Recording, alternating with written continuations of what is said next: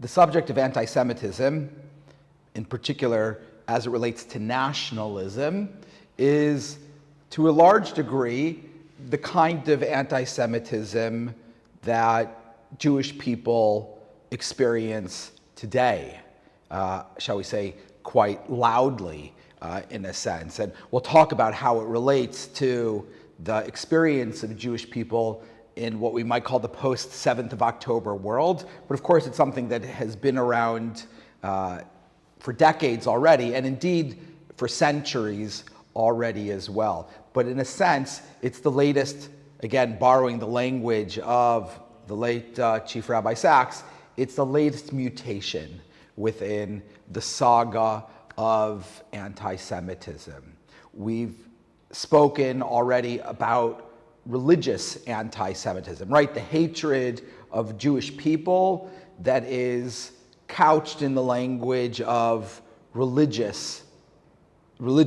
right? The idea that, oh, Jews are different than Christians and Muslims, and each, as we spoke about, each religion for its own rationale, discriminations against Jewish people, and again, in different ways, and kind of the unique experience of Sephardic Jews in experiencing religious-based anti-Semitism. We then explored the emergence of racial anti-Semitism, a kind of hate that Sephardic Jews first experienced during the times of the 15th century in Spain, of the rise of forced conversions of Jews, but then exclusion of, shall we say, Jewish people or descendants of Jewish people because they were racially different, right? Called new Christians, right? But because essentially they didn't know how to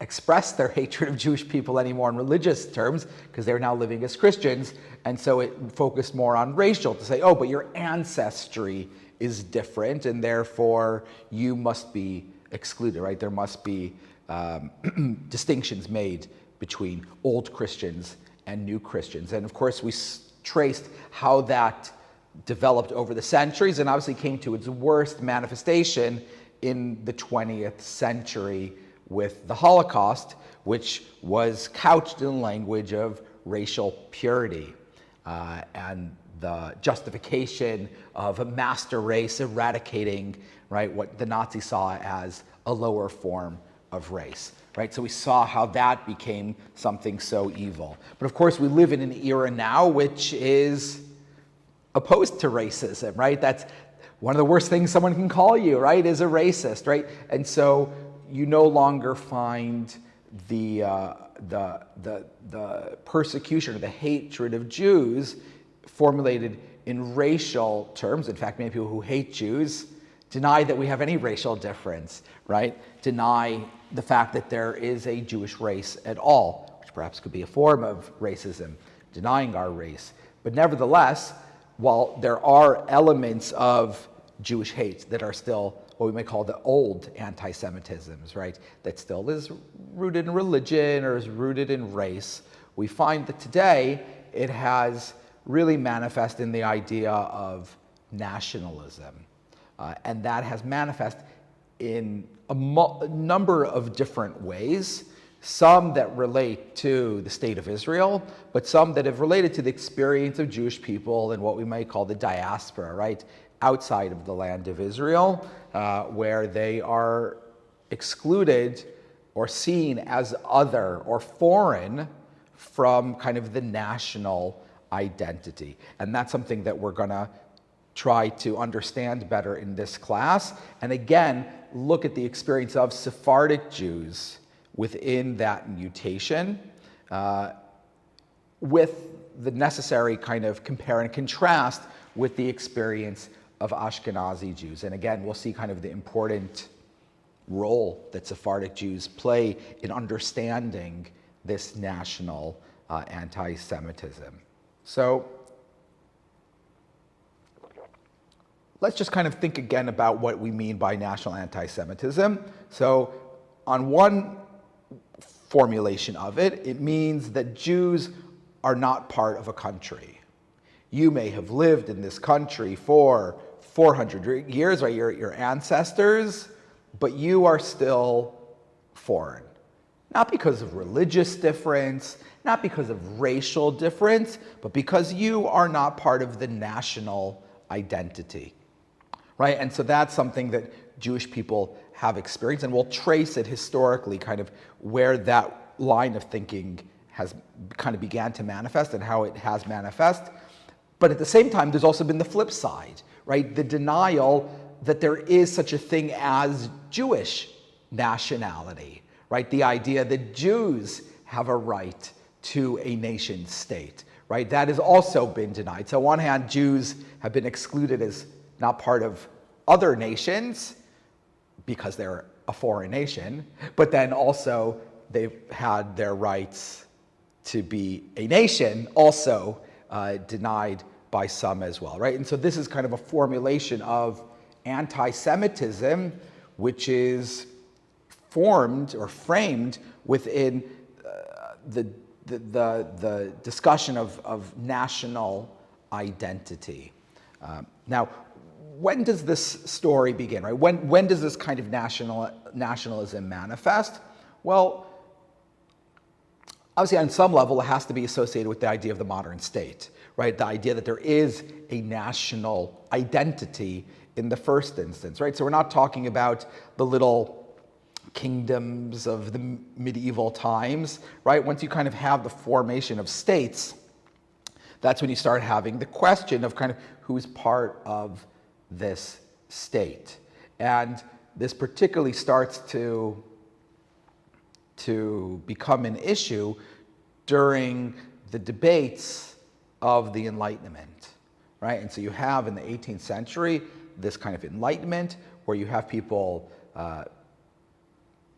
moving away from the identification of kind of or of religion being their guiding principle or the form or the frame through which they understand the world, right? But there's a pivoting in the Western civilization towards understanding the world based on scientific discovery and so on, right? So that's part of the reason that you have a shift of anti-Semitism being away from religion to racism, right? Kind of couched in scientific terms.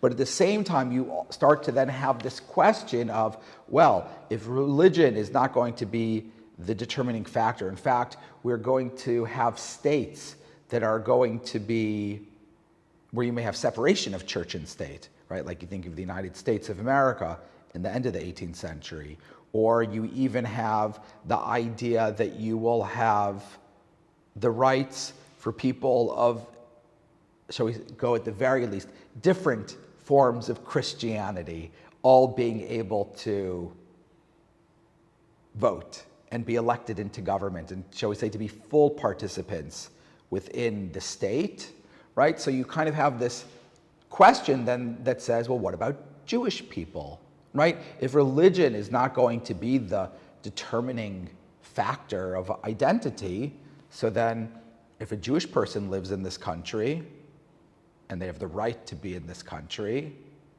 then why shouldn't they be any less part of this country than anybody else, right? And so if you think of like in England, if you have, a Catholic person that's moved here and you say, well, they've been here for generations, they're British, right? So then you would say, well, a Jewish person who's been here for generations, they should be British too, right? But that decision to still say, no, but Jews can't, right? That idea to kind of see Jews as a separate nationality, right? That's kind of the beginning of this formulation of anti-Semitism that's framed in a national language that sees Jews as foreigners, right? As being other, despite the fact that they are of a place.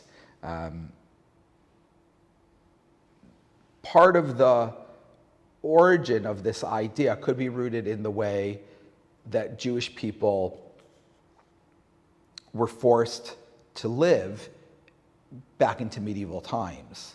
In medieval times, Jewish people lived in a place, but in a sense, they were very much treated as foreigners. Now, again, there was a religious component to it, as we've seen, But practically, right, there was this expectation that Jewish people would, to a degree, exist in an autonomous state, right? What we might think of as a state within a state, right? So if there were interactions between a Jew and a Christian, so then perhaps there would be legal bodies that would adjudicate those matters. But if you had, things that were internal to the Jewish community, the expectation is that the Jewish community would regulate that. The Jewish community would govern that. And in a sense, emancipation overturns that reality, right? When you, in a sense, grant Jews equality, what you also are doing is removing from Jewish people the ability to self-govern as well. So incidentally, it was never something too prevalent in England, because Jews, in a sense, never operate as a state as a state within a state really here. But in other places, like in Livorno, the Sephardi community in Livorno, it very much was almost like the society was governed as a bunch of corporations. And so the Jews were a corporate entity, and so it governed its own employees, right? Its own members. And so when the opportunities of unification with Italy and emancipation, there was a bit of tension of some people who said, well, no, we don't want to be seen maybe as Italians, because that means that we don't have the right to kind of our autonomy.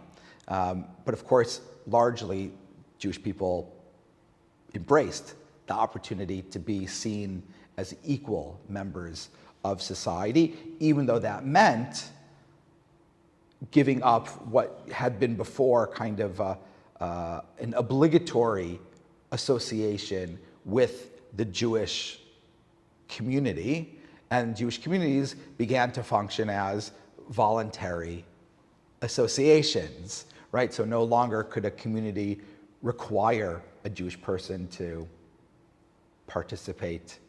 Put someone in cherem because they didn't, and so forth. It became voluntary because it was a free society, and if you are a citizen of this country, you can choose whether to affiliate, not affiliate, and so on. In a sense, the thing that identifies you is your national identity, right? And so this becomes part of this shift that happens certainly, it's beginning in the 18th century, but certainly into the 19th century. And again, in different countries, it goes back and forth. And again, you start to see this tension around, or this debate around, do Jews belong, right? It's what historians refer to, and people at the time refer to it as ways of the Jewish question, right? Of, what of the Jews? How do they fit into this modern way of thinking?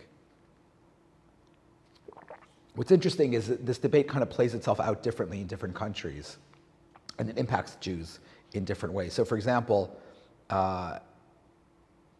in Germany, Jewish people really work very hard. It's a very complicated process of emancipation. It goes back and forth throughout the 19th century, and perhaps not surprisingly, the German Jewish reform movement, one of their kind of key reforms is dropping the reference to the Messianic age, right? The idea that they are praying for a time of return to their ancient homeland, right? Because for them, the primary thing that they are trying to drive home is, we are Germans. Germans of a Jewish persuasion, there's Germans of a Christian persuasion, there's Germans who are atheists, but we're Germans, right? That's what the Nazis will push back against, and they'll say, no, you're not, right? There's an ethnicity that's part of it, right? Jews are saying, but no, but there's a national identity, and we are part of that national identity. Incidentally, in Britain, the early reformers here, who consisted of many Sephardic Jews in the 1840s, they never did that. Their reforms, religious reforms, were different. One thing they didn't change was a prayer for the Messianic age, right? So the process of emancipation here was, in that sense, different. It was never, it was more couched in the language of Christians versus Jews. This is a Christian country, and so on. So the idea that Jews had a Jewish a belief in some kind of messianic age, that wasn't the debate around whether you could be seen as British. It was more about religious differences. And so that aspect of the religion isn't something that reformers in this country advocated for. And it's interesting because actually one of the places where you kind of originate this notion of Christian Zionism is in Britain, right, where you have a very strong Zionist, if I could use that language, right, though the support begins before the Zionist movement begins, but this idea of kind of a belief that Jews will one day return to the land of Israel and it's part of the Messianic age. That's a belief that Christian people in this country, that some Christian people in this country had. And you hear it talked about in the 17th and 18th and 19th century in different writings. So that was never, they felt comfortable making the distinction between you're British now, and yes, you pray for a Messianic age where you might be living someplace else, but that doesn't undermine necessarily your claim to be British now, as it were. And so you have so as a result, this kind of question plays out in different ways, and the way people think about nationalism can be can play a little bit. And again, for Jewish people in different countries, kind of their struggle over emancipation can manifest somewhat differently. But of course, this idea around acceptance and national acceptance is something that became debated. It wasn't something that was just kind of, oh, we live in this Enlightenment era.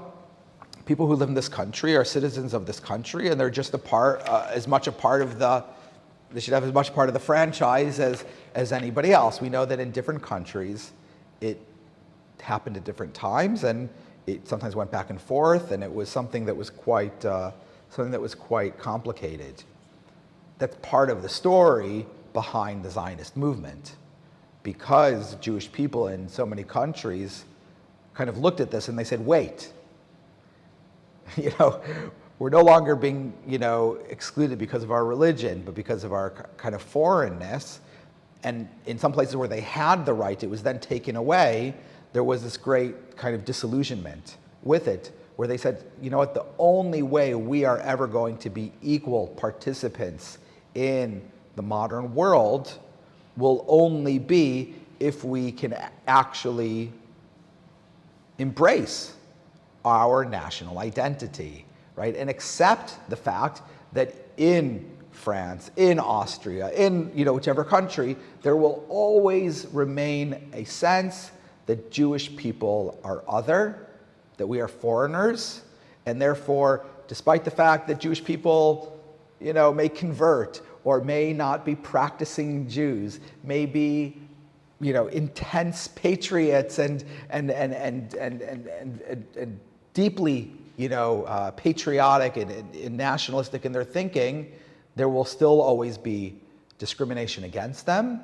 And if Jewish people want to kind of live their full selves, their best selves, the only way they will ever be able to do that is by living in their own country, right? Where being Jewish is not seen as an other, but is actually something which is just completely normal because it's a Jewish country, right? And so that becomes, shall we say, the Jewish answer to the Jewish question, or one answer that Jews give to the Jewish question, which is, how do Jews fit in? Jews say, you don't think we fit in? You know what? We agree. We should have our own country, right? And that begins kind of this political movement towards the creation of a Jewish state, right? Which ultimately, in the 20th century, right, will find expression with the creation of the state of Israel.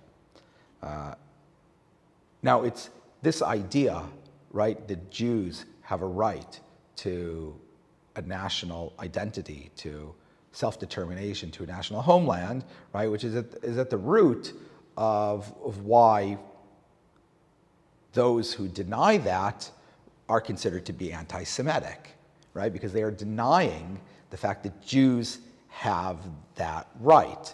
So if you think about phrases like from the river to the sea, right, that is advocating, right, for the eradication of the state of Israel. So beyond kind of the genocidal, implications of that, it also fundamentally is a denial of the rights of Jewish people to have a Jewish state in the ancient Jewish homeland. Right? They're not phrases that are arguing for coexistence or for two states for two peoples, etc. Right? You're simply calling for the destruction of one to be replaced by another, right? And so that's why those kinds of mentalities are so upsetting, right? When people kind of say that the idea of creating the state of Israel is a racist endeavor, right? Zionism equals racism. Again, it's this kind of denial of the rights of Jewish people to a national homeland, just like there are lots of other countries that have state religions or majority a religious community or whatever. That doesn't mean that it doesn't have minority rights and equality for other people, right? But the idea that you would have a Jewish state, why is that racist, right? It doesn't actually make sense within kind of the broader thinking of the world. And right, so people who call for those things, it may not be what they're thinking about. They might be thinking about Palestinians within those kinds of things and what they believe to be their rights. But at the same time, they're not thinking about the rights of the other people who live there, right, and the rights of Jewish people within that context. And so what you find, and again, this is kind of partly what it starts to be rooted in, we've gone from this kind of one form of anti-Semitism that sees Jews as outsiders, that idea of, meeting a Jewish person and saying, well, where do you come from? And, and you think of Sephardic Jews in Bevis Mark Synagogue who'd be like, we come from London. And for 15 generations, our family has lived in London, right? And somebody who maybe the family came 3 generations ago, who's not Jewish, is just seen as British, right? And so there somehow is this double standard that sometimes manifests towards Jewish people, and that idea that actually, from a state perspective, Jewish people are the same as anybody else, right? You have British people who are Christian, British people who are Jewish, British people who are Muslim, British people who are Hindu, whatever the case may be, but they're British people. And that's actually all that's all that it is from the perspective of the state, or that's what it should be from the perspective of the state.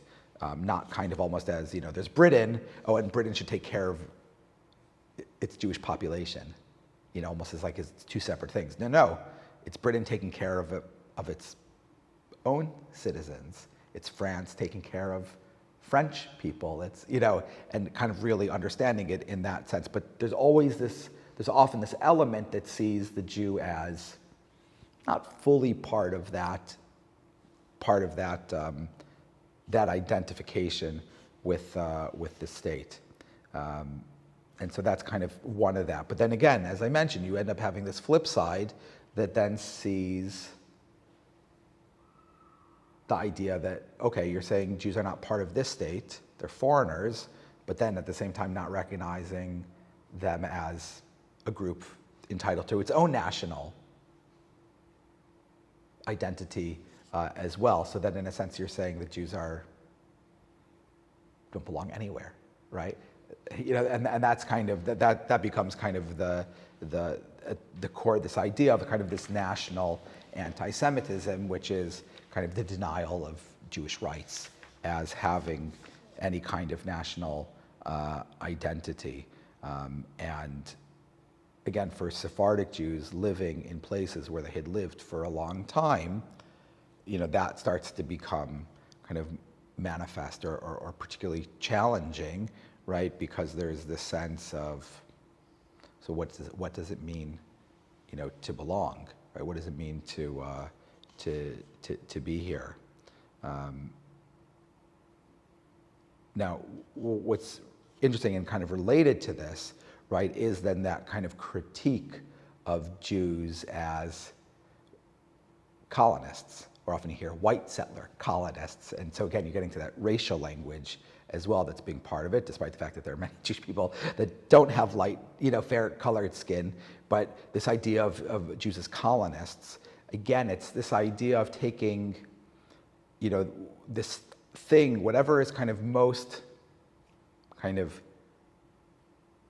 significant in an era, becomes the label with which to criticize Jews, right? So if it's the language of religion, if it's the language of race, if it's the language of, if the thing you hate most are colonists, so now Jews are colonists, right? Again, that idea that, Jews are colonizing, well, you're denying the fact that Jews have a right to be there. You're calling them colonizers. Why don't you call the people who live there after the Jews were expelled as the colonizers, and the Jews are the liberators of this land, right? It starts to say, well, what's your point of reference? At what point are you a colonizer? At what point are you a liberator if you're come from a place, right? That's part of this this tension, right? Or you find, again, along these lines, again, the things that are kind of become the most like, shall we say, boogeyman, right? The worst thing that you could be in an era are the things that you label at Jews. So, right, if the worst thing that you can be in modern times, post the Holocaust, is someone who commits genocide, well, now Jews are the ones who commit genocide, right? So again, it's what you find is this mutating label of whatever seems most offensive, that's what Jews are, right? That's what Jews are, and that's that mutation that takes place. Whatever any particular generation's primary concern is, it gets directed at Jewish people. This despite the fact that Jewish people have prayed for a return to Zion for 2,000 years, right? Jewish people never stopped longing for a return to their homeland, right? And so at what point are Jews now seen as foreigners in the land where they come from and they've always prayed to return to? And indeed, Jews have always lived in that land, particularly Sephardic Jews have lived in meaningful numbers in the land of Israel as well. And you see that kind of important connection within the history of the past 500 years, especially post the Spanish expulsion, where there have been sizable Sephardic Jewish communities, right? Jews who left Spain and settled in Safed and Tiberias and Hebron and Jerusalem, established in some of those places quite large Jewish communities. The majority of the people in Jerusalem in the 19th century were Jewish people, right? And those were largely Sephardic Jews that were there. And you have Sephardic Jews that go ultimately from North Africa, and we'll talk about that as well. But even before the state is created, throughout the 19th and 20th century, you have Jewish people from Sephardic countries that will be moving to the land of Israel, settling in new neighborhoods, like the neighborhoods outside of the walls that will be established in the memory of Moses Montefiore, right? Sephardic Jew, right, from Bevis Mark Synagogue, right? The neighborhoods that are built outside the walls. Now it's called I believe it's Nachlaot area, where you have the Shuk, right? There was many Sephardic Jews settled in those areas, and you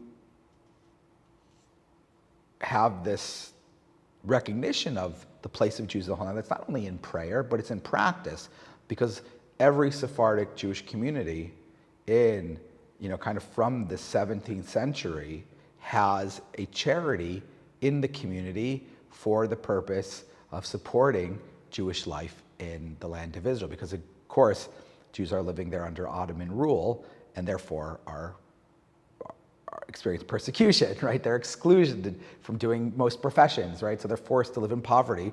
And so the Jewish people from around the world, the communities will always have a fund, right? The Terra Santa Fund that will be there to raise funds to support Jews living, poor Jewish people living in the land of Israel. So it's a material concern of Jewish people throughout the centuries, right? That goes beyond even just kind of a religious concern, kind of in terms of like a messianic idea. So there's very clearly a very tangible link, kind of a connection of Jewish people to the land of Israel. And incidentally, when the state of Israel was created, you'll know that obviously there was lots of tension with Arab countries, a desire to destroy the state, soon after it was declared. And what you end up finding in the decades to follow is that Jewish people are expelled from other, what we might call Sephardi Jews are expelled from different countries. And so all of a sudden, there's kind of this kind of anti-Israel thing that leads to persecution against Jewish people. And a lot of the Jewish people go to Israel, making Israel even stronger. So it's this kind of backwards type of thinking. But again, you see that very thin, distinction that people make between Jews and Israel, where actually you're against Israel, and so you expel the Jews living in your country, right? And so you see how easy the leap is between kind of what we call anti-Zionism and anti-Semitism, right? To the point that actually it becomes one and the same, despite what people try to ideologically distinguish it. And again, I think what we've showed here is actually how weak that is, because being anti-Zionist is being anti-Semitic, because you're rejecting the rights of Jews to have their own state in their own homeland. And again, this doesn't relate to the question of, what are the rights of the other inhabitants who live there and so forth, right? That's a broader discussion, right? But if you deny the rights of Jewish people, well, you're being anti-Semitic, right? You're being anti-Semitic in that. So again, what you find is the language of anti-Semitism has evolved over, the millennia, right? And kind of whatever is most precious, or what we say most hated in any generation, seems to find a way to stick on to Jewish people, right? Jewish people end up being where that hate is directed, right? And so that's the mutation of that hate that takes place throughout those centuries. And so the Sephardic story is important, because what you sometimes find is that kind of idea of like, Jews came from Europe to the land of Israel. So Sephardic Jews show that that's not true. Jews came from lots of different places. In fact, Jews have been living in the land of Israel for a long time. Sephardic Jews have been living there for a long time as well. So there's a lack of understanding of Jewish national identity when people make that kind of remark of, go back to Poland. As offensive as it is, telling people to go back to a place where they, where millions of Jewish people were murdered. But again, it underscores this idea that, in one generation, Jews are persecuted for being foreigners in those countries. But then when Jews go to a different country, they're told, well, you don't belong in your own country either. So it ends up being this quite contradictory set of circumstances that end up being at the root of a nationalist-based anti-Semitism, right? And from a Jewish perspective, it's the ability to carry multiple truths at once, right? Jewish people can live in a country and feel, be completely committed to it, but can also care about another place, as well. It doesn't become mutually exclusive. You could have someone who lives in a country whose family had come from Argentina and can still love Argentina, even though now they're British citizens, right? Doesn't mean that they have dual allegiance or, the kind of these anti-Semitic tropes, again, that are rooted in this kind of nationalist kind of anti-Semitism. But it's very easy, and especially from a Jewish perspective, you can say, yes, my home is in this context Britain, but my homeland is Israel, right? And you can have both of those things be true at the same time, and it doesn't take away, one of them doesn't take away from the other. And so this has been a struggle that Jewish people have experienced, quite a lot over recent centuries, and has become particularly acute over the recent years. And it's why it's so important for Jewish people to not hide, not shy away, but to continue to put forward, to celebrate our own rights and our own aspirations, our own hopes for a better future, and not allow people's anger or whatever it is to spill into a denial of Jewish rights, right? To spill into anti-Semitic kinds of language, and not to understand that when they express anti-Zionism, they're actually expressing anti-Semitism in that regard. Does anybody have any questions?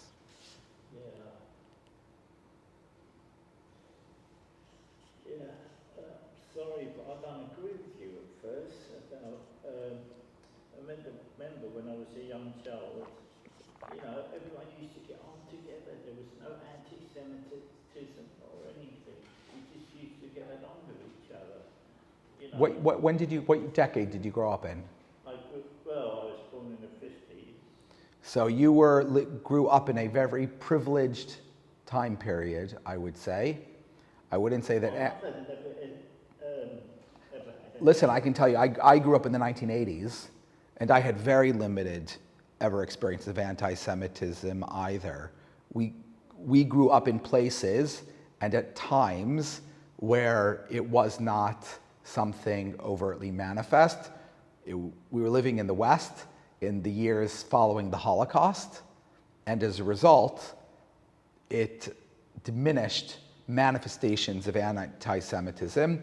And I think that's one of the things that I think is really important to mention. So I'm glad you mentioned it, because one of the things I mentioned at the first talk on this topic is that you have waves of anti-Semitism. If you look over kind of the past few hundred years, you have these waves that happen about every 75 years, right? So obviously 75 years ago, a bit more, right? You have the Holocaust. Yeah, that's obviously, you would say, let me just finish, right? You would say that's a really low point, right? I think you could say right now we're at a very low point. In the middle there we were in a much better place in the West, not in other places. In other places, Jews were treated quite terribly.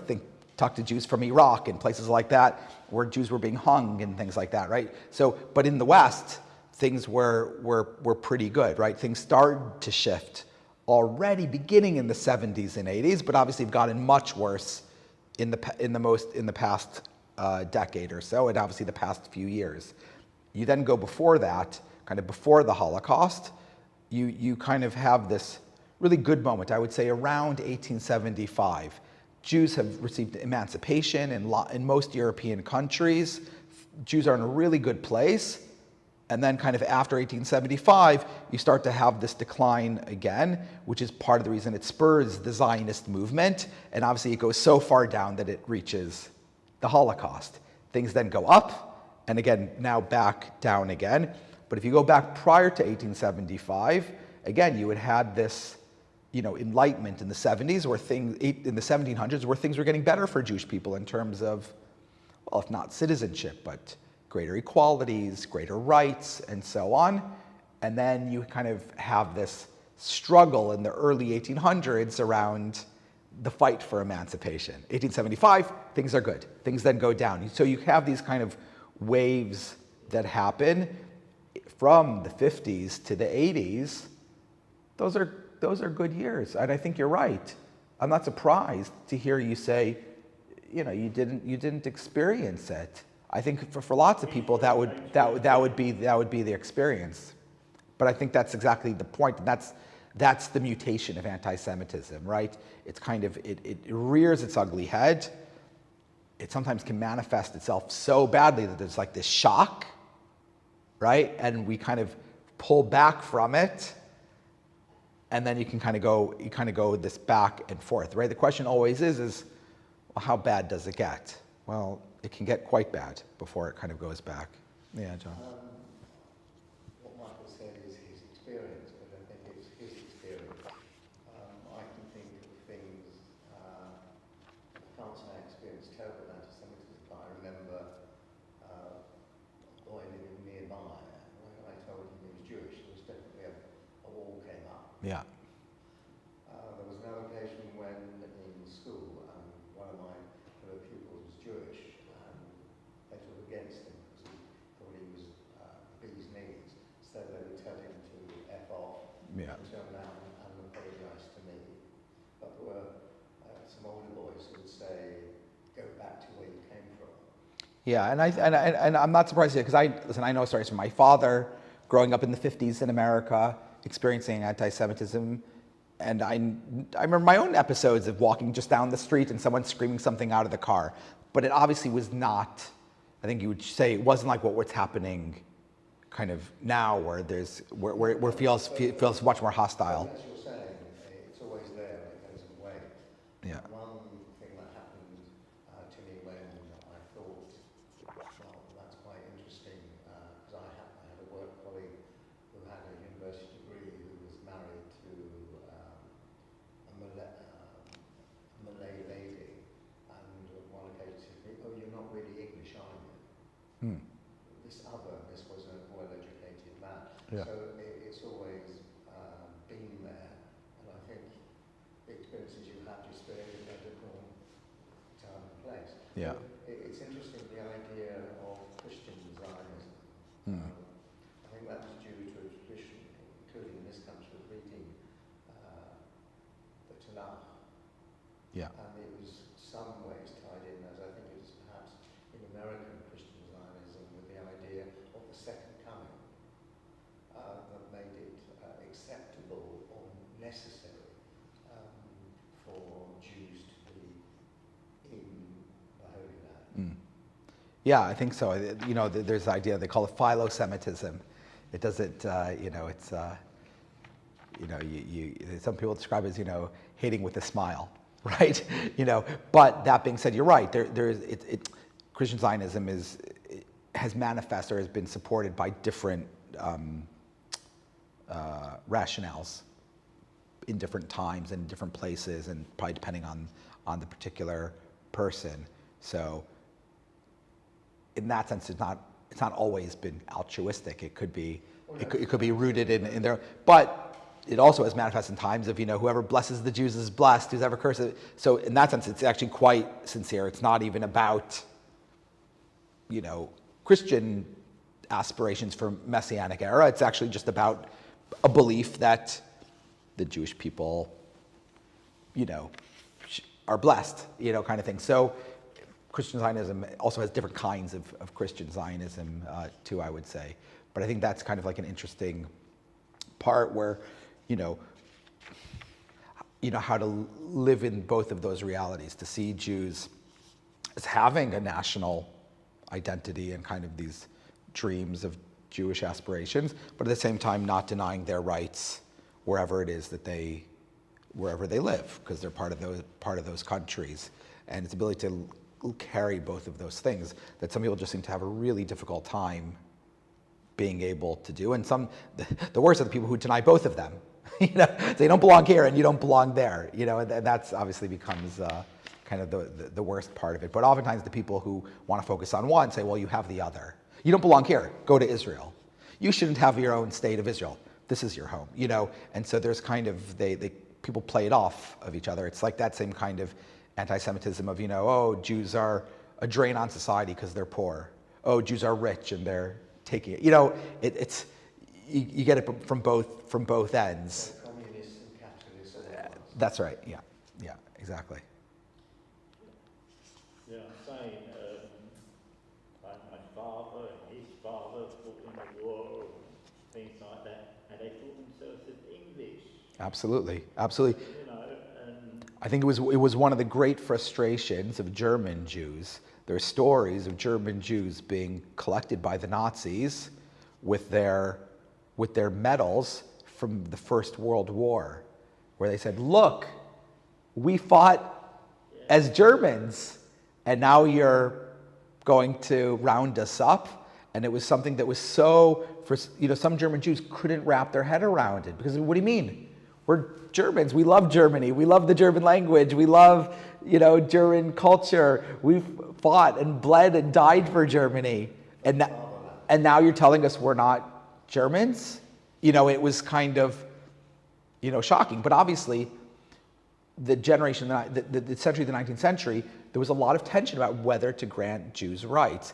So even when it happened, it wasn't like all those people who thought they shouldn't just disappeared. It just was, under the radar. But then those voices grew back again and said, no, you don't belong here.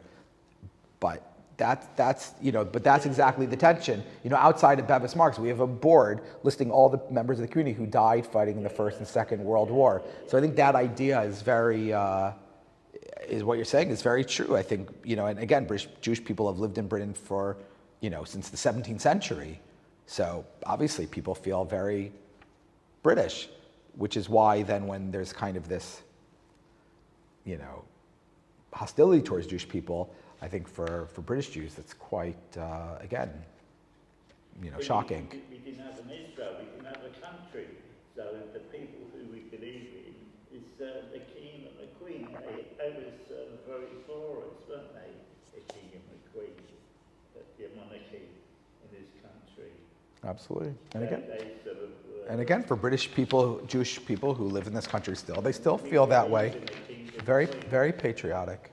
Very patriotic. Absolutely. Yeah. Absolutely. So it's it's not the happiest of topics to focus on, because when you kind of look at it all together, it's quite striking. But what I wanted to play out within this course is kind of the experience of Sephardic Jews within that story, because really the understanding of it cannot be fully understood by only looking at the experience of Ashkenazi Jews kind of in Christian Europe, because that's one manifestation. But actually, when you look at also the experience of Sephardic Jews, you start to have a more complex picture, and actually it demonstrates the even more expansive ways, numbers of ways that the Jews have experienced anti-Semitism, and gives that picture actually that there are so many varieties to it, or intensities to it. It's not something that you can just simply put into a box and say, this is it, this is it, this is it. It's actually something which is really kind of like, unfortunately, has always evolved. There's always been this kind of in generation. And it's not all people, without doubt. I'm not saying all people are anti-Semites in any way, shape, or form, but that you've seen throughout the millennia, in societies, there have been these hates. That's right. We call it the oldest hate, right? It's something that seems to just survive, mutate, and continue to manifest itself. It's why it's so important for people to be on the defense against it, to combat it, because we know how bad it can get. I can sit here seeing how that could happen. I don't know that I would necessarily say I can see how it being a Holocaust, but you could see how it could be in Israel, the denial of Jewish rights there, how that could be a Holocaust of the Jewish people there. You could see how supporting Jewish nationalism could be criminalized, and that Jewish people could have, their property taken, or could be imprisoned for support of the Jewish state if a government decided to criminalize it, right? So you can see how the denial of this right could turn into something horrific if it's allowed to grow untempered. And I think the thing that we've seen over Jewish history is that Jews are a minority. And as powerful as anti-Semites sometimes accuse us of being, at the end of the day, Jews are a minority, and we actually require the friendship of other people in order to ensure that Jewish hate doesn't get out of control. And so it's really important for us to foster relationships, or shall we say, to encourage the relationships we do have to also, push back against that and not to remain on the sideline, because it's something that requires broad support in order to make it unacceptable, to make it, impolite to do that in the way that it was after the Holocaust, where anti-Semitism became increasingly impolite to do, but now has kind of become, has shifted again. And so it's, we can't stand alone, right? We require standing with, right, to take a modern term, allies, to combat it. But I think we need to be knowledgeable ourselves and confident ourselves in what anti-Semitism is in order for us to be able to articulate it to people so that other people can understand it, and other people may unintentionally be doing something anti-Semitic. They might think they're doing something different, or, oh, this is not anti-Semitic, what I'm doing is a different thing. But to be able to explain to them that, no, what you are doing is a manifestation of it, unintentionally perhaps, is really important, because even if someone's not doing it intentionally, if the end result is what they are doing is anti-Semitic, the experience of it is still, the same for Jewish people. And that's hard. It requires conversations, it requires advocacy, but it's something which is necessary if we want to, kind of push back against that kind of hate. Like I said, kind of getting out of control, because that's often what it is. It's something that kind of, it gets picked up in the masses, and as the masses get riled up, then decisions of leaders start to follow suit.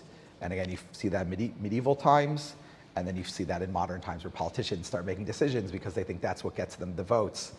And again, it's where kind of popular sentiment begins driving policies, and that's when things can get quite dangerous. And so both Sephardic and Ashkenazi Jews have experienced it. We've experienced it sometimes in different ways, in different times, but unfortunately the shared experience is experiencing it. And so the experience of Sephardi Jews is important, not only in kind of understanding the way it's manifest in different ways, but also sometimes in the arguments to oppose anti-Semitism, it's helpful to also look at the Sephardic experience, because a lot of the arguments against anti-Semitism can be found within the Sephardic experience as well. And you can kind of poke the holes in anti-Semitic ideas by pointing to the experience of Sephardic Jews, whether it's showing, related to the role that Sephardic Jews have had in nationalistic debates and discussions, and kind of the state of Israel in modern times as well. Thank you.